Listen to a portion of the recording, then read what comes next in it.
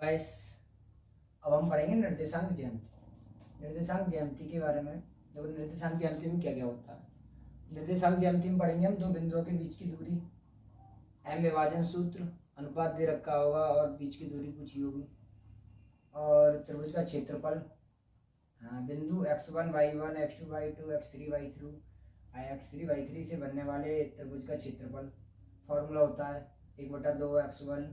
y2 minus y3 plus x2 y3 minus y1 plus x3 y1 minus y2। और यदि बिंदु सररेखी हो तो त्रिभुज का क्षेत्रफल होता है 0। देखो, दो बिंदुओं के बीच की दूरी हम कैसे निकालते हैं। दो बिंदुओं के बीच की दूरी ज्ञात करनी है। बिंदु दे रखे हैं 2,3 और 4,1। इन दोनों बिंदुओं के बीच की दूरी निकालनी है हमें।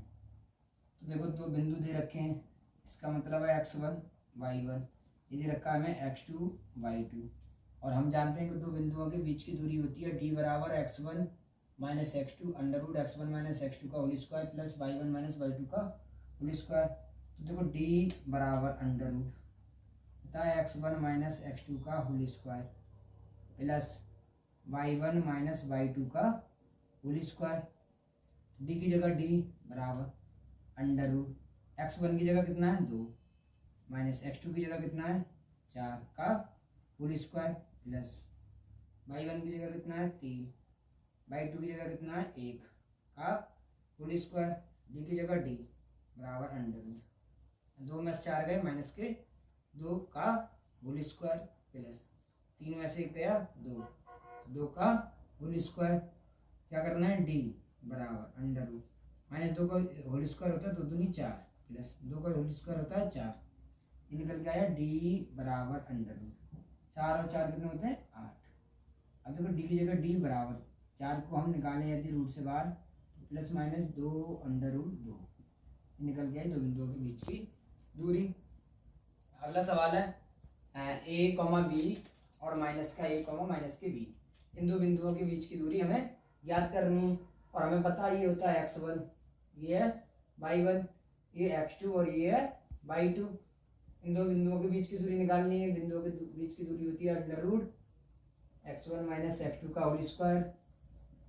प्लस y1 माइनस y2 का होल स्क्वायर। तो d बराबर अंडर रूट x1 की जगह a माइनस x2 की जगह माइनस का a है और माइनस पहले से दे रखा है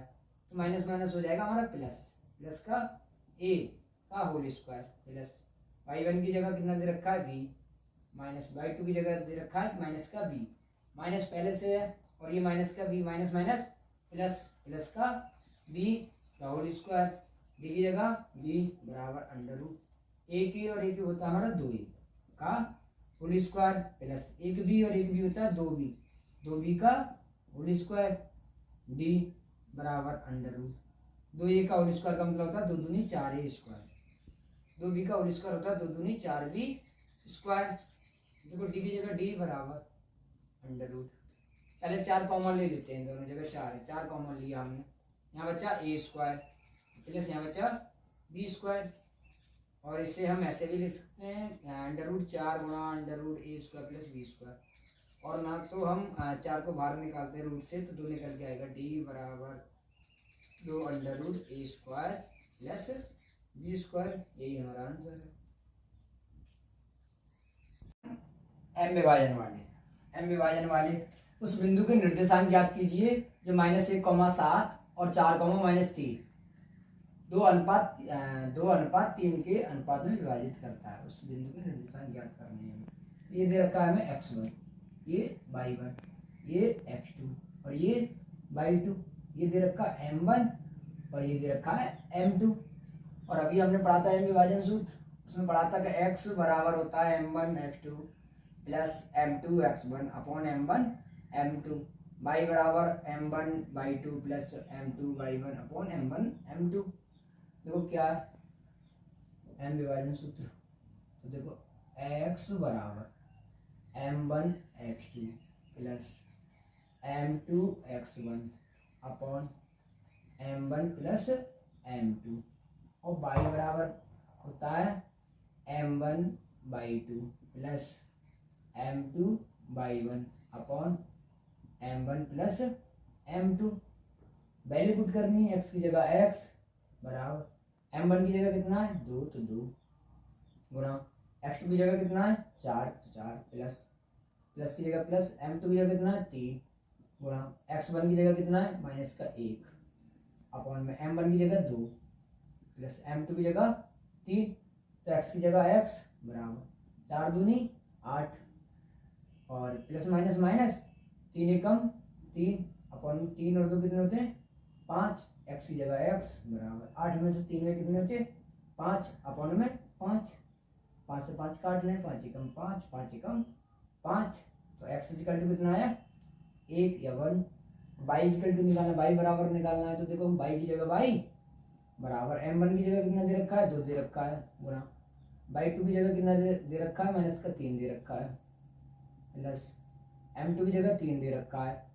गुणा y1 की जगह कितना दे रखा है y1 की जगह दे रखा है 7 बटे m1 की जगह 2 प्लस m2 की जगह 3 y की जगह y बराबर 2 तिया माइनस के 6 प्लस 7 तिया 21 और अपन में 2 और 3 कितने होते हैं 5 y की जगह y बराबर 21 माइनस 6 क्योंकि 21 प्लस के ज़्यादा है 21 में से 6 गए हमारे बच्चे 15 अपन में 5 काटना है हमें 5 एकम 5 5 दिए 15 y बराबर कितना आया 3 और हम जानते हैं जब बिंदु लिखते हैं हम बिंदु तो बिंदु होते हैं x, y कहने का मतलब पहले x का मान उसके बाद y का मान तो देखो बिंदु निकालने हमें बिंदु निकल के आए x की वैल्यू 1 y की वैल्यू 3 तो बिंदु कितने आए 1 3 देखो 3 बिंदु दे रखे हैं और कहा ये बिंदु सररेखी हैं तो k का मान ज्ञात करो जब बिंदु सररेखी होते हैं तो त्रिभुज का क्षेत्रफल होता है 0 और त्रिभुज का क्षेत्रफल पढ़ा था हमने 1/2 x1 y2 minus y3 plus x2 y3 minus y1 plus x3 y1 minus y2 1/2 गुणा में इधर जाके भाग में तो 0 में मतलब 2 भाग में इधर जाके गुणा में तो 0 में पहुंच जाएगा 0 हो जाएगा यदि सररेखी होते हैं तो x1 y2 minus y3 x2 y3 minus y1 plus x3 y1 minus y2 बराबर 0 होता है बिंदु दे रखे हैं तो ये x1 की वैल्यू ये y1 की वैल्यू ये x2 की वैल्यू y2 की वैल्यू x3 की वैल्यू और ये y3 की वैल्यू पुट करनी है और हमें k का मान निकालना है x1 की जगह दे रखा है 2 ब्रैकेट y2 की जगह दे रखा है k तो k माइनस y3 की जगह दे रखा है माइनस का 3 माइनस पहले से माइनस माइनस प्लस का 3 प्लस x2 की वैल्यू है 4 y3 की वैल्यू माइनस की 3 माइनस y1 की जगह 3 प्लस x3 की वैल्यू 6 y1 का मान है 3 माइनस y2 का मान है k और बराबर होता है हमारा 0 इसकी गुणा करनी है हमें 2 की और k की यदि हम गुणा करें तो 2k प्लस 2 की और 3 की गुणा करें तो 2 तिया 6 प्लस की जगह प्लस माइनस का 3 और माइनस का 3 माइनस का 6 चौक 24 तो माइनस का 24 आएगा प्लस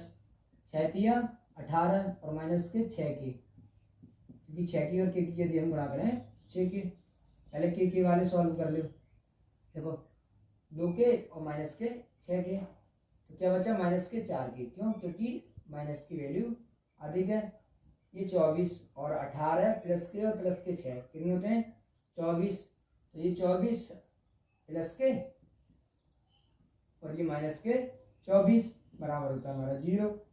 24 में से 24 में कितने बचे कुछ ना बचा या 24 से 24 के अंदर क्योंकि ये माइनस के ये प्लस के ये गुणा में इधर जाके भाग में के बराबर ये गुणा में इधर जाके 0 में तो 0 बराबर कितना आया 0 हमने के का मान निकाला जब आप पढ़ना में त्रिभुज का क्षेत्रफल निकालना है त्रिभुज के तीनों बिंदुओं के निर्देशांक दे रखे हैं त्रिभुज का क्षेत्रफल निकालना हमें आता है कि ये x1 की वैल्यू ये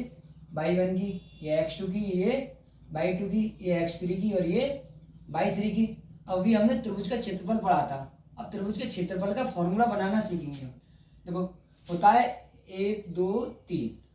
कक्षा 6 में पढ़ा था हमें कि 3 अंकों से बनने वाली संख्या ज्ञात कीजिए तो कितनी संख्या बन सकती है हमें यहाँ 3 अंकों की 3 संख्या बनानी है क्योंकि 1 2 3 तो पहले तो बनती है 123 कितनी 123 क्योंकि 1 से स्टार्टिंग की 1 2 3 1 से तो कर ली अब करनी है हमें 2 से स्टार्टिंग तो सबसे पहले 2 उसके बाद 2 के बाद आता है 3 फिर बचा क्या, एक। तो एक से भी कर ली, दो से भी कर ली, अब स्टार्टिंग करनी है हमें तीन से। तो सबसे पहले तीन, तीन के बाद आता है एक, फिर बचा दो। तो कहने का मतलब 123, 231, 312, 123। तो देखो 1 2 3, 123 हो गया। उसके बाद आता है 231, तो 2 3 1, 231 हो गया। उसके बाद 312, तो 3 1 2। ये फॉर्मूला बन गया 1/2 x1 y2 minus y3 plus x2 y3 minus y1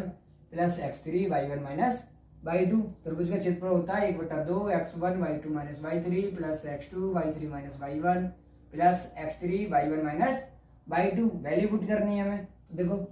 1/2 की जगह 1/2, x1 की जगह कितना है 2, 2 लगाया हमने 2, और y1 की y2 की जगह कितना है 0, तो 0, माइनस y3 की जगह कितना है माइनस के 4, माइनस माइनस प्लस के 4 प्लस, हाँ x2 की जगह माइनस का 1, तो plus minus minus bracket, y3 की जगह माइनस के 4 माइनस y1 की जगह, y1 का है 3, तो देखो ब्रेकेट 1 प्लस की जगह प्लस, x3 की जगह 2 ब्रेकेट, y1 की जगह कितना है y1 की जगह 3 माइनस y2 की जगह कितना है 0। त्रिभुज का क्षेत्रफल निकालना है हमें। क्षेत्रफल बराबर 1/2 की जगह 1/2 ब्रेकेट, मतलब 2 की 0 में गुणा करें 0, 2 की 4 में करें 2 चौक 8, और माइनस का 3 माइनस का 4 होता है हमारा माइनस का 7, माइनस के 7 की यदि माइनस के 1 में गुणा करें तो माइनस माइनस प्लस, प्लस का 7 और प्लस 2 तिया 6 बड़ी ब्रेकेट। त्रिभुज का क्षेत्रफल बराबर 1/2 ब्रेकेट, देखो 6 और 7 होते हैं हमारे 13, कितने होते हैं 13, 13 और 8, 13 और 8 होता है हमारा 21, कितना होता है 21। त्रिभुज का क्षेत्रफल बराबर 21 की 1 में गुणा करेंगे, क्योंकि ऊपर ऊपर वाले की गुणा कर लेते हैं, नीचे नीचे वाले की गुणा कर ले, अंश की अंश में हर की हर में, अपॉन में 1 मान लो, 21 एकम 21 अपॉन 2 एकम 2, ये भी आंसर है। और यदि पॉइंट में लाना है तो पॉइंट में निकाल लेंगे हम। त्रिभुज का क्षेत्रफल पॉइंट में निकालने के लिए इसका मतलब है 2 से 21 में भाग देनी है। तो देखो 2 एकम 2, मैंने कर दिया सिर्फ 0, पॉइंट लगाया 0 बढ़ाया 2 पंजे 10। त्रिभुज का क्षेत्रफल। मध्य बिंदु के निर्देशांक ज्ञात करने हैं। मध्य बिंदु का फॉर्मूला होता है x बराबर x1 प्लस x2 अपॉन में 2, और y बराबर y1 प्लस y2 अपॉन में 2, या फिर x बराबर x1 प्लस x2 बटे 2, y बराबर y1 प्लस y2 बटे 2। मध्य बिंदु के निर्देशांक निकालने हैं। देखो ये बिंदु है, इनके मध्य बिंदु के निर्देशांक निकालने हैं। ये दे रखा है हमें x1, तो ये वैल्यू हमारी y1 की, ये x2 की है और ये